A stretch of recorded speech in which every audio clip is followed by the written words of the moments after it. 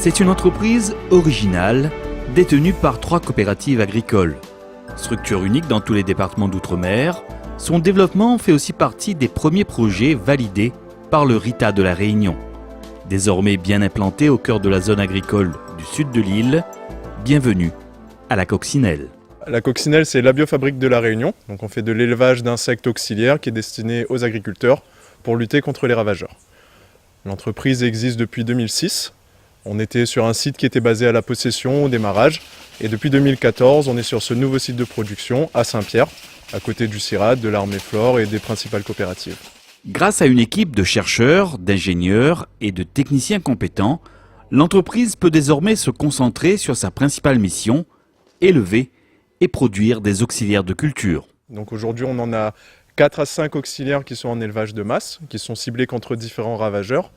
Et on travaille aussi sur 5 ou 6 auxiliaires en développement. Parmi tous ces insectes utiles, une punaise fait l'objet de toutes les attentions. Cet auxiliaire, indigène et naturellement présent à La Réunion, porte le joli nom de Nesidiocoris volucère. Il est aujourd'hui la meilleure solution contre l'alerode, un ravageur de la tomate. C'est un auxiliaire multitâche, il s'attaque de préférence à l'alerode, mais s'il n'y a pas d'alerode, il va aller manger un peu ce qu'il va trouver dans la serre. Donc on avait fait les tests déjà avec le CIRAD. Il est efficace contre le trips, il mange un peu d'araignées tétraniques, il mange un peu de pucerons aussi, voilà, il est assez polyphage. Voilà, très utile, et d'autant plus que c'est un prédateur, c'est pas exporté, c'est-à-dire c'est endémique de la Réunion, donc on l'a mis en place, on a pris vraiment les souches, vraiment ici même, donc c'est pour nous un avantage. Ces travaux entrepris sur Nesidiocoris volucère, cette punaise prédatrice, sont exemplaires. Ils ont été réalisés en partenariat avec 2 organismes de recherche majeurs, l'Armée Flore et le CIRAD.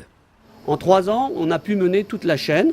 Et côté CIRAD, nous avons travaillé sur sa biologie, nous avons pu montrer que sa survie est excellente sur une large gamme de températures. Nous avons également étudié sa gamme de proies et nous montrons qu'elle mange préférentiellement des alerodes, mais elle mange également des acariens et à moindre mesure des trips. Et surtout, par rapport à sa cousine européenne Nesidiocoris tenuis, en l'absence de proie, elle n'a pas d'effet dommageable sur la production de tomates et sur les tomates. Aucune phytophagie. Mais maintenant, dans le cadre du RITA, on va pouvoir développer largement et intensifier ces recherches sur le contrôle biologique. Parallèlement à ces recherches, menées en laboratoire par le CIRAD, des essais en vraie grandeur sont également conduits sur le terrain par l'Armée Flore. Donc là, on est dans une serre de poivrons qui est destinée aux essais. Et dans le cadre du RITA, on s'est réparti les rôles sur la mise en place des nouveaux auxiliaires. Donc nous, à la Coccinelle, une fois qu'un auxiliaire d'intérêt a été identifié, on s'occupe de la mise en élevage expérimental. Et ensuite, les individus, les auxiliaires sont transférés à l'Armée Flore pour le volet essai sur les méthodes d'utilisation des auxiliaires et leur efficacité en serre. Donc, nous étudions d'abord les méthodes de lâcher, pour que ce soit des protocoles simples de lâcher et efficaces, et surtout pour que les lâchers s'homogénisent dans la serre rapidement pour qu'il n'y ait pas de foyer de ravageurs. Ensuite, nous étudions la dynamique des populations, aussi bien du ravageur que de l'auxiliaire, pour évaluer si l'auxiliaire est capable de contrôler la population de ravageurs. Donc nous réalisons des comptages hebdomadaires sur les populations, les différents stades larvaires, des populations aussi bien d'auxiliaires que de ravageurs. Premiers bénéficiaires de ces recherches, les producteurs maraîchers ont compris depuis longtemps l'intérêt d'utiliser ces auxiliaires de culture dans leurs serres afin de lutter de manière naturelle et efficace contre les ravageurs. Là, des alliés minuscules, en l'occurrence 2 microguêpes parasitoïdes de l'alerode, assurent quant à elles la protection des cultures de tomates. Ça fait déjà très longtemps, plusieurs années déjà qu'on utilise Eretmocerus et Oncarcia pour pallier aux alerodes. C'est un problème majeur qu'on a ici. Et grâce à la Coccinelle, bientôt on aura une nouvelle punaise qui s'appelle Nesidiocoris. Et j'espère que ça va avoir un impact assez suffisant pour éliminer un peu les alerodes parce qu'on a plein de tilques et plein de tocs et on n'arrive plus à finir les cultures correctement, quoi. Installé à la plaine des Cafres à moyenne altitude, Denis Waro est l'un des premiers producteurs de tomates à bénéficier ainsi de la protection de la punaise prédatrice Nesidiocoris volucère sur son exploitation.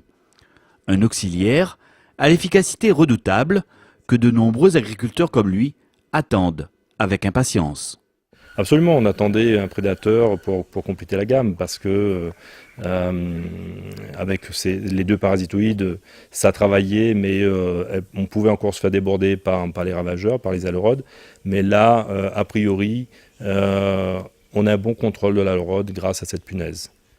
Voilà, elle est bien là, elle est présente et elle cherche des proies à manger, donc elle travaille pour nous, quoi, hein, sans qu'on ait ensuite à utiliser un produit chimique ou quoi. Même plus besoin, la nature travaille pour nous. L'intérêt à utiliser ces auxiliaires, c'est d'utiliser déjà moins de produits chimiques, moins de traitements, on a moins d'interventions à faire dans les serres. Et en utilisant la protection biologique intégrée sur long terme, plusieurs années, et je pense que le résultat sera un produit sain pour les gens. L'avenir passe également par une meilleure valorisation et reconnaissance de ces produits sains cultivés sans pesticides. Une démarche innovante et positive, portée notamment par l'ARIFEL, l'association réunionnaise interprofessionnelle des fruits et légumes. Notre objectif justement, c'est de promouvoir, de valoriser, d'identifier. Donc là on travaille sur un projet d'identification des productions où il y a cet effort pour ces nouvelles techniques de culture, puisqu'il s'agit vraiment de nouvelles techniques de culture qui préservent l'environnement, qui préservent la santé des consommateurs. L'interprofession travaille sur ce projet de meilleure identification, de valorisation des produits qui sont issus de ces bonnes pratiques culturelles.